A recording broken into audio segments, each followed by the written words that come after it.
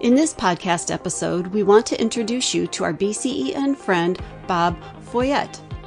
Janie Shoemaker and Michael Dexter talk with Bob about trauma system news, how he started it, what type of articles are in it, and how you can subscribe. Find out some of the results from the survey, ACS Revising Their Standards, that the readers of the Trauma System News responded to. Bob shares a wealth of information in this podcast that you won't want to miss. As a special bonus, Bob gives the hosts a pop quiz. Let's see if you get the correct answer. This episode is called Trauma System News, the Inside Scoop. Hello, and welcome to BCEN and Friends podcast, where we hold interesting conversations about learning with a range of thought leaders, BCEN certificate holders, and industry professionals. But most importantly, to create value and insight for you, our professional nurses across the emergency spectrum. We hope you find our discussions interesting, informative, sometimes funny, sometimes serious, but always valuable. I'm Mark Eggers, Manager for Education Technology Services at BCEN, and one of your hosts for today. And today I'm also joined with two other co-hosts, Janie Shoemaker, CEO at BCEN. Hi, Janie. Hi, Mark. And Michael Dexter, Director of Professional Development at BCEN. Hi, Michael. Hey, Mark. It's great to be with you. Thanks. In this episode of BCEN and Friends, we have our friend Bob FOY-et. Janie, would you like to tell us about our BCEN and friend Bob? I would love to, Mark. Thank you very much. Bob FOY-et is the editor of Trauma System News, an online publication dedicated to trauma-centered leadership and management. In his role, Bob oversees coverage of topics such as trauma-centered standards compliance, trauma quality and PI, trauma team organization, trauma data management, and trauma registry. And thanks to a new content partnership with BCEN, Trauma System News is now expanding its coverage with a wider variety of topics in trauma clinical nursing. Bob was born and raised in Wisconsin, and he graduated from the University of Dallas in Irving, Texas, where he majored in philosophy. His career has taken him through nearly every role in publishing and communications, from proofreading and production, art to writing, editing, and marketing. Bob and his wife have been married for 31 years, and they have 6 children ages 30 to 11. Bob, welcome to the BCEN and Friends podcast. It's a pleasure to have you. Thanks. Welcome. Thanks to be here. Glad to be here. Yeah, great, Bob. Bob, why don't we start off by you telling us a little bit more about yourself and your career this far? How'd you wind up where you are? Tell us about that. Sure. Yeah, I'm an editor and a writer, and I've worked in publishing and communications in some form or another for most of my adult life. And, like most people, my career has had a lot of twists and turns. And as I was preparing for this, our talk today, I was thinking through how I might streamline the story. And there was one step that I was going to leave out, but then I remembered there's something about it that might resonate for the nurses who are listening. So my first job, in communications, I was a production artist at a graphic design studio. And the studio was actually owned by my father and his business partner. And when I was I can't remember, about 16 or 17 years old, my dad said, okay, put them to work. So I was trained in the production department as a keyliner, which is essentially the person who composes the pages for the printer.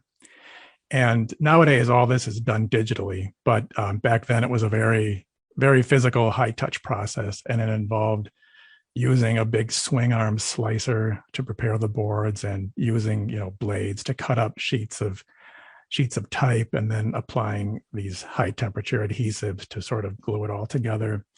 On the one hand, it was my introduction to the excitement of getting something to the printer, getting something published. On the other hand, frankly, it was just a real high risk of burns and lacerations. And in fact, on one occasion, they did have to take me to the hospital because I nearly sliced the tip of my finger off. But oh my gosh. But they did. The team took care of me, and anyways, that's sort of my personal debt of gratitude to emergency nursing. Yeah. Oh, wow. So mainly intact. Well, I'm glad to hear that. Yeah. Glad to hear that. So I think our listeners will be really interested, the ones that some of them probably already know about Trauma System News, some of them may not. But Bob, can you talk about the content what they can expect to find in trauma system news, and then also where do they go to subscribe? Sure. Well, let me just tell you first about the inspiration behind trauma system news. So just to fast forward, throughout college and my early working career, I worked as a proofreader, worked in publishing, became a writer, moved into the health care area via first working in a health insurance company and then later on in a healthcare consulting firm. Eventually, it all kind of came to head as I had a freelance writing career with a focus on healthcare. And I really found myself specializing in what I think of as leadership and management issues. So that would be, revenue cycle management and finance, organization and governance, quality improvement, data issues. And so pursuing this career. And then at one point, my introduction to trauma was I was engaged for several years running to write the annual report for the local level 1 trauma center here in southeastern Wisconsin. It's Fojut Hospital. And, this was it was a real learning curve for me because I just could not get it into my head that the essence of a trauma center is all about the availability of resources for caring for injured patients. I kept thinking, okay, where is this center? Where could you show me the door of the trauma center? I imagined, a clinic with all kinds of equipment for, taking care of injured people. And, they were very patiently, very gracious and, helping me along and getting me to understand that, the whole hospital really is the trauma center. It's really bringing all the resources together. So, I did eventually grasp it. I thought that it was very cool. And then, so at the same time, as I mentioned, I'm writing a lot about leadership and management topics in healthcare. And at one point, I kind of looked around at the publishing landscape. And what I saw was that, really many areas of healthcare had a publication focused on organizational issues like leadership, teamwork, PI, financial stuff, et cetera. And what I saw was that the one exception was trauma. So, for example, there were and are several magazines that are focused on how to manage a hospital surgery department or how to manage an ambulatory surgery center or a radiology clinic. But there were no publications or magazines on how to lead a trauma program, which to me didn't make any sense since really, more than any area of healthcare, I think trauma really requires a very organized approach. And that's really that very choreographed teamwork to respond to the acute injury. And then wrapped around that, a very careful data collection and management program wrapped around by very structured a PI program. And then obviously wrapped around that is, the system that coordinates everything that's happening inside and outside the hospital. And then aside from that, all the usual issues of financial management, compliance, staff satisfaction, and so on. So, I rubbed those two sticks together and I thought, I think this is a gap that I would be interested in filling. And that led to the creation of Trauma System News. And then so it launched in April 2014 with a small email newsletter. And so now it's just about 8 years old. It's been growing steadily ever since. And the newsletter now goes out to just over 5,000 subscribers every month. Wow. That's really grown. It's heartening and exciting. Yeah. Well, that's great. So if I open up the latest issue, Bob, what will I find there? So, as you kind of summarized in the beginning, the, one thing that gets talked about a lot is just simply compliance with trauma center standards. And as you know, the big news right now is that the ACS is about to release its newly revised Trauma Center Optimal Resources book. This is the first big revise in about 8 years, I believe. We also cover stuff like program management challenges, such as, how to host a virtual site visit, trauma financial management, stuff about trauma coding and billing, a lot of content about trauma registry, everything from the high level stuff like how to perform data validation to, getting into the weeds of AIS coding and how to calculate trauma scores. And then just on top of all that, there's a lot of material on trauma performance improvement, injury prevention, some trauma team education. And as you mentioned, we BCEN and Trauma System News recently launched together a collaboration to kind of expand Trauma System News's coverage of clinical trauma nursing topics. Yeah, well, that sounds really informative. And I actually I have a kind of a surprise for you. So kind of a quiz, and basically, so far we've done 5 articles together, and I'm going to read just to review the what the topics were, and I want to see if you guys, the panel, can guess which is. There's one of them that stands out as the most popular in terms of traffic volume. So I want to see what your guess might be as to which it is. Oh, how fun, Bob. Yes, it is. So in order, the topics we've covered are, we had a trauma nursing Q&A on external ventricular drains.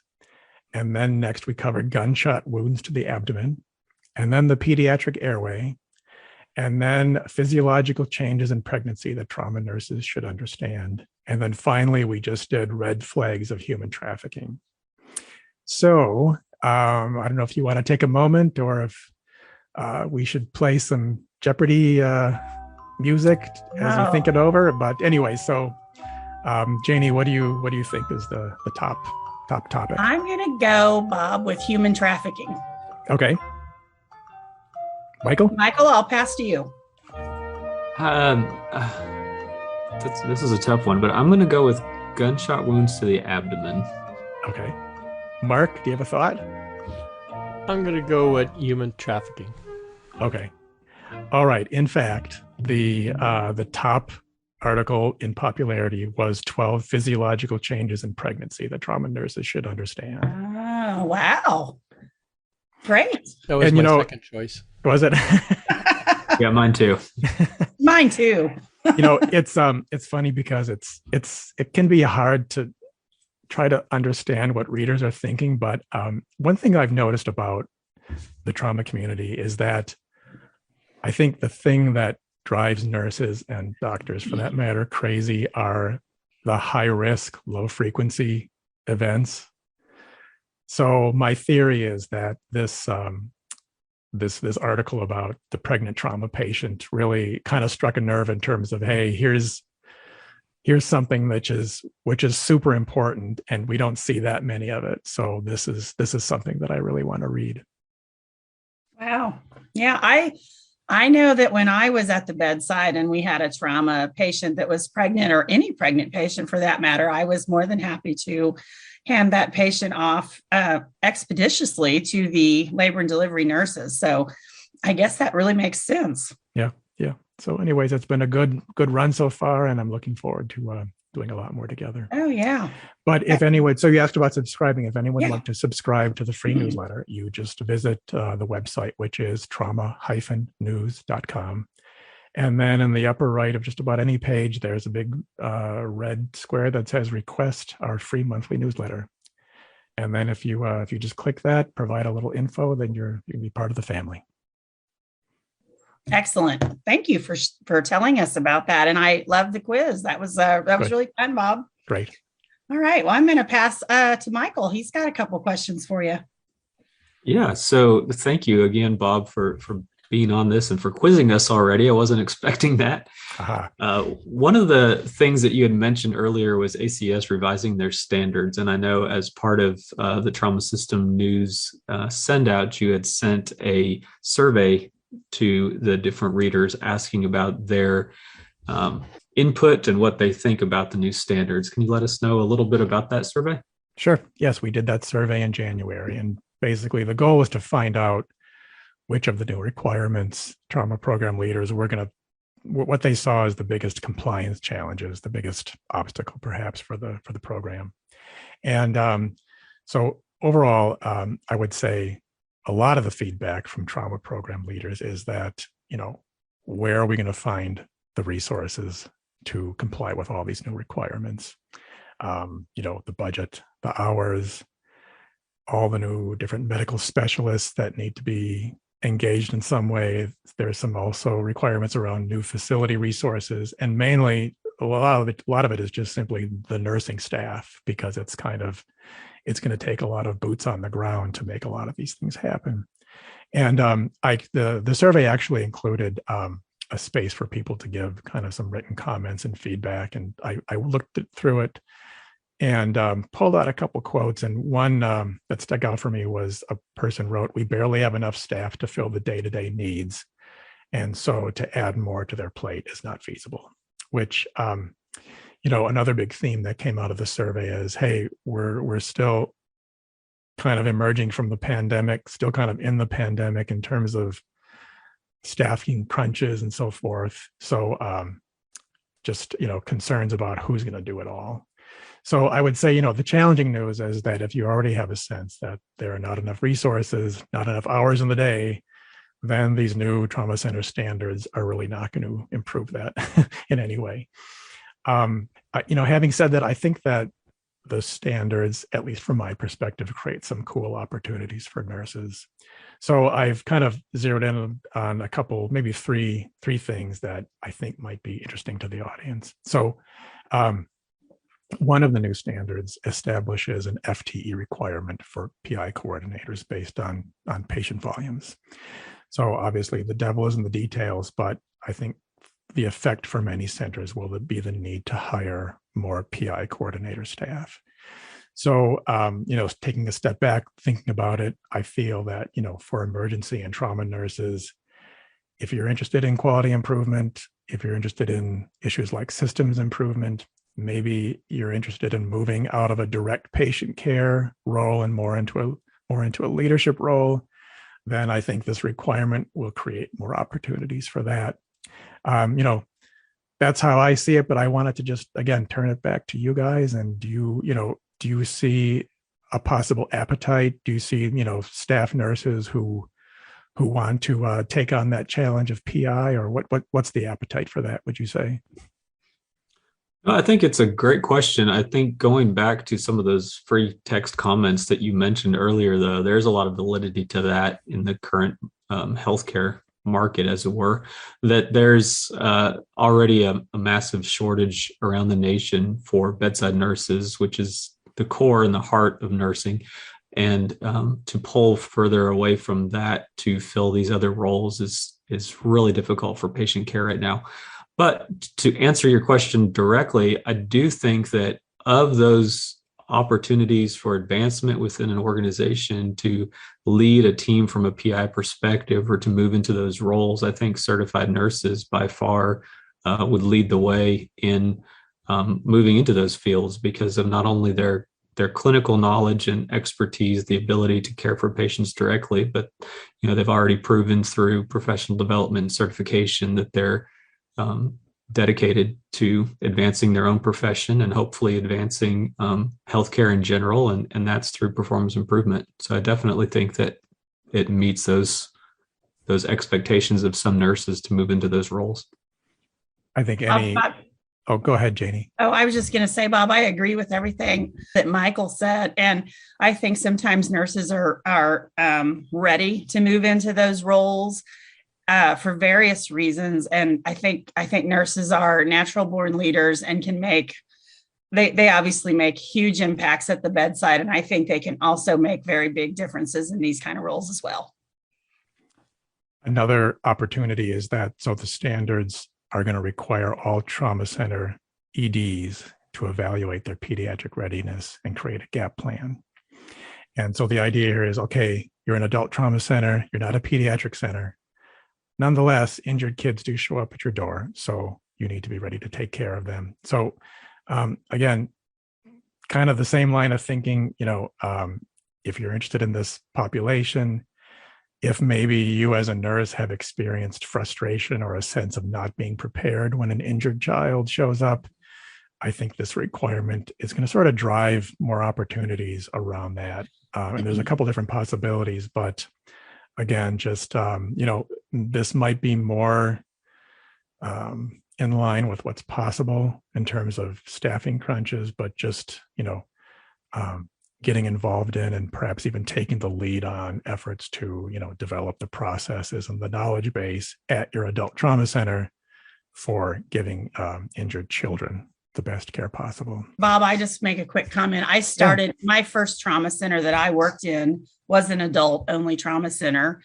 And those pediatric patients absolutely will show up at your door, and they have to be stabilized and evaluated. And you can't just say, oh, sorry, we don't see kids here. And so we all had requirements every year that we did to keep our skill set around pediatric patients, because we absolutely did see them. And I know that's going to be a challenge, especially right now. But I understand the rationale behind that standard, because, if that's your child and that's the only place you can see to go with your child, you certainly want the best care you can receive. Right, definitely. And then just as my third thing that I sort of zeroed in on. So, I would say across the board, the new standards are really going to require centers to just develop a whole new menu of processes and protocols in lots of different areas. So they cover everything from treating geriatric patients to providing mental health screenings to planning rehabilitation needs. And I pulled out a quote that just seemed to really be kind of getting to the heart of the matter. So a person was writing about a requirement to track response times for interventional radiology. And the person wrote, there's a challenge in coming up with a system where paged, responded, and at bedside time is documented without being cumbersome to providers and nursing staff. We have the providers, just not the mechanisms for documentation. And then one more quote. One person wrote, writing new standards and protocols is not really an issue. The difficult part is getting the correct team members together for collaboration and buy-in, and then providing the education and implementation to follow up on the changes. So, I look at this, and again, it's kind of like is the glass half empty or half full? It's a lot of work, a lot more work, but from another point of view, it's just it's an opportunity for maybe, nurses who have some bandwidth to not just work the job, but actually create the processes that define the work environment. So, again, it gets back to because of everything that's going on, will nurses have the ability to really take part in this? But I think from the previous quote about, working out finding a workable system for documenting response times, I think it really is just everything about the standards is calling on nurses to really take part and find those ground level nuts and bolts solutions to making this implementation possible. I think that's one of the good things about Trauma System News and even having this conversation is getting that word out as early as possible. So even if a healthcare organization isn't readily able to make some of these transitions as soon as the standards come out, knowing that they are out anticipating the changes in the future that hospitals need to make, it just better prepares the nurses to be ready to, look into those applications within their facility. And there's a lot of complexity to it. You mentioned that, there's ACS standards, but then there's other hospitals that follow statewide standards more than ACS. And there's different components. And whether you're a level 3 trauma center in Tennessee or a level 1 trauma center in California somewhere, there's still, at the core of it has to be that communication and collaboration and the ability to work well within the entire system and the surrounding community to care for the patients. And so I think with that in mind, nurses really are strategically placed to make a lot of those critical decisions that clinically impact patients. And again, being able to look at these standards now and plan for the future, no matter what your hospital is, or even if it doesn't follow ACS standards, to understand that these are some standards that are recommended. And even if my hospital doesn't follow them, they still have good practice methods behind them. Sure, definitely. And they could make an impact anywhere. Hopefully, yes. And so looking at hospitals, Janie had mentioned taking a pediatric patient to a hospital, and a lot of just the community itself doesn't understand. When you see emergency, you just think emergency. You don't know if it's a level 1, level 2, a non-trauma center. Yes. You don't really know what's out there. You just see emergency, and you have an emergency, so you go. So Bob, looking back at some of these standards that you mentioned, and some of the changes. And of course, again, we respect the fact that nurses are definitely overworked in some areas right now. So that is certainly understood.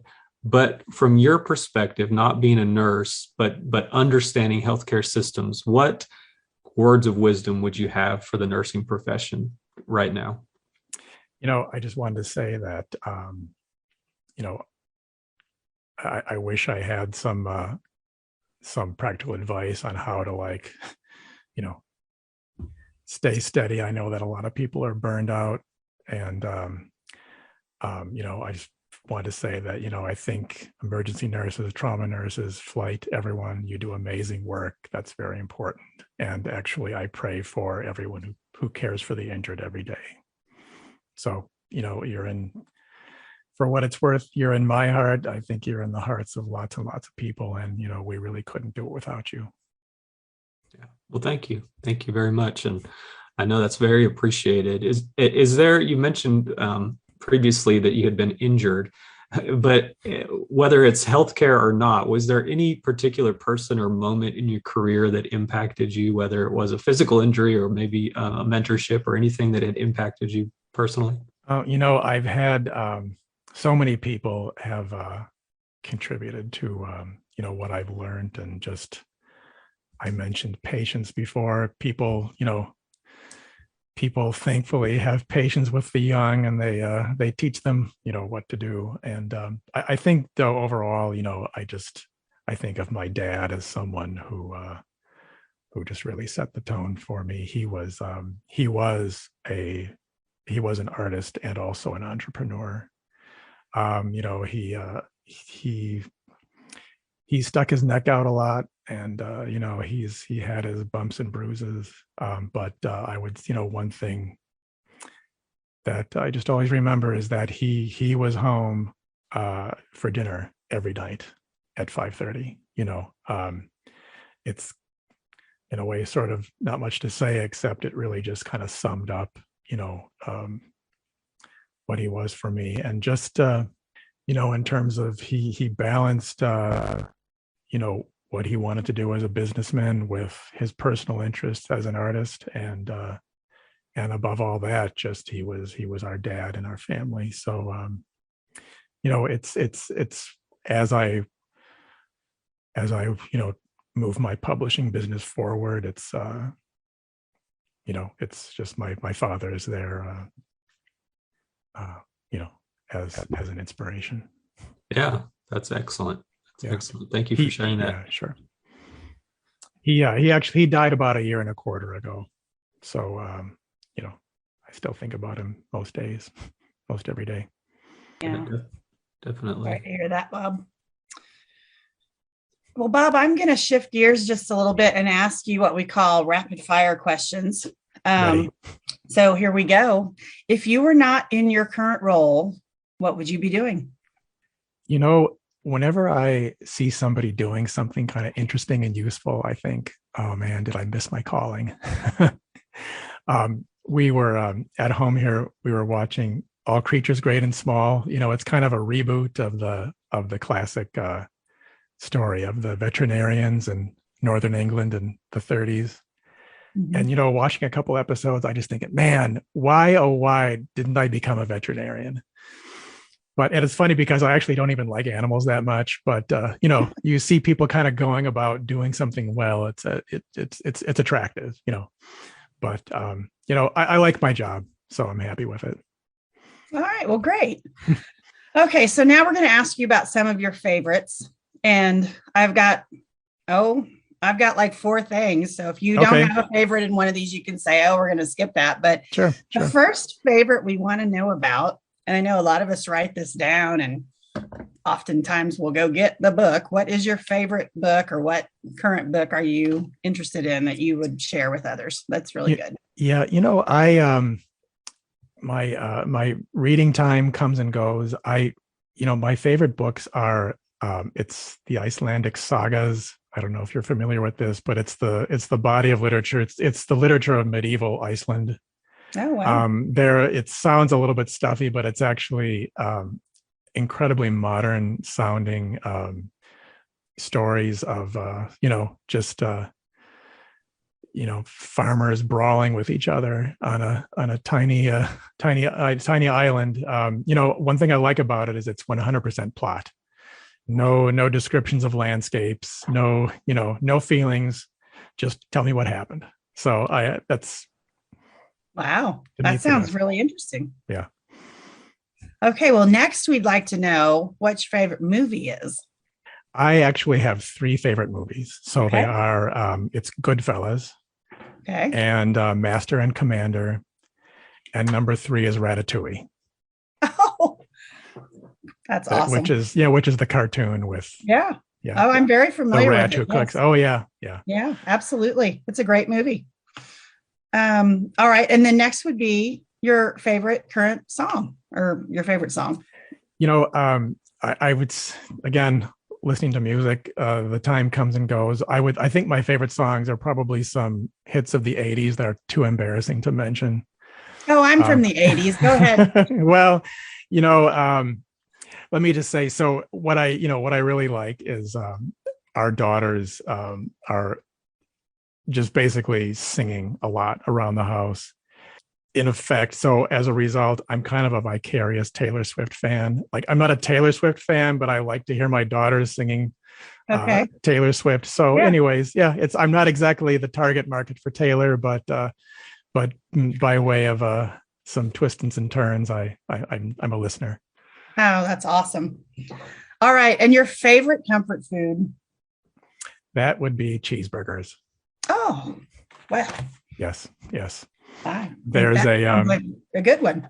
There's a kind of a small chain here in southeastern Wisconsin called Kopp's Frozen Custard. I don't know if you've experienced it. The custard is excellent, but the cheeseburgers, you would sell your possessions and devote your life to these cheeseburgers. So, well, I haven't had that, but I will have to write that down. And if we ever run into it, we're all stopping if we ever get there. Exactly. Good. Okay. Michael, back to you. Well, now all I can think about is cheeseburgers and custard, but any other hobbies or interests that you have, Bob? I go from thing to thing. I don't really have a long-term hobby. I had a hobby many years ago, so this might sound kind of odd, building paper buildings. I don't know if you've ever seen models of paper buildings. In the paper building community, you find designs online, and then you can print them out on decent paper and then build them. And it's it keeps you out of the bars, and it's it's an inexpensive hobby. So it was for me. That's neat.